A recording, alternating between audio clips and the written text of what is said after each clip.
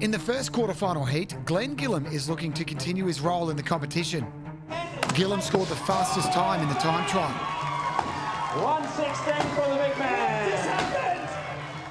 But he knows there is no easy challenge when he is coming up against Tasmanian Kody Steers. Kody Steers, I look at an ox, I see Kody. It is just incredible. A powerhouse out of Tasmania, and here this year at Geelong waiting to erupt, and can't see what he brings to the table. Can Gillam continue his run, or will Steers send him packing? Let's find out. 3, 2, 1, go!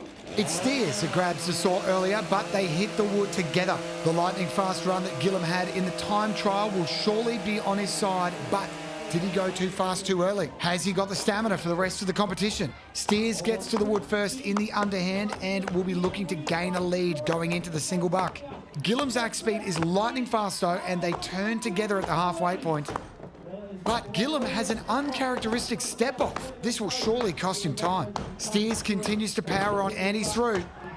He makes a fast transition to the single buck with Gillam in hot pursuit. A slight hang-up for Steers as he grabs the 2-metre cross-cut saw and lines it up in the pre-cut groove, and he's away. The Champions Trophy format really suits Steers, and he doesn't seem to have a bad discipline.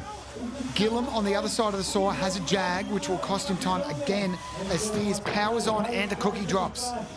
1, 2, 3, 4 hits ahead of Gillam.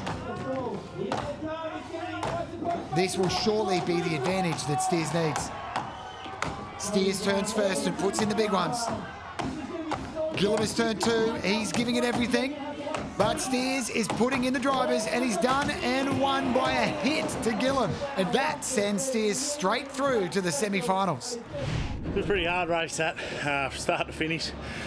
Bloody happy to get a win over Glen there. Confidence is higher than my energy levels at the minute, but yeah, we'll just see how we go from here. I've sort of run out of energy, but we'll keep pushing on.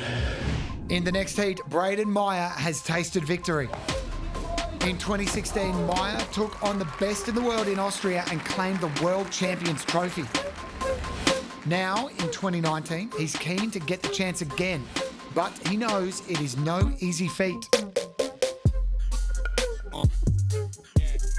So my strong events are the chopping, and if I can do well in them, I know I'm going to be in the race. And I've also done a lot of work on my single in the last couple of weeks, so hopefully that pays off and I can try and save a bit of energy going into them last events. But this event's a hard event. It doesn't matter what you do, it's always going to be hard.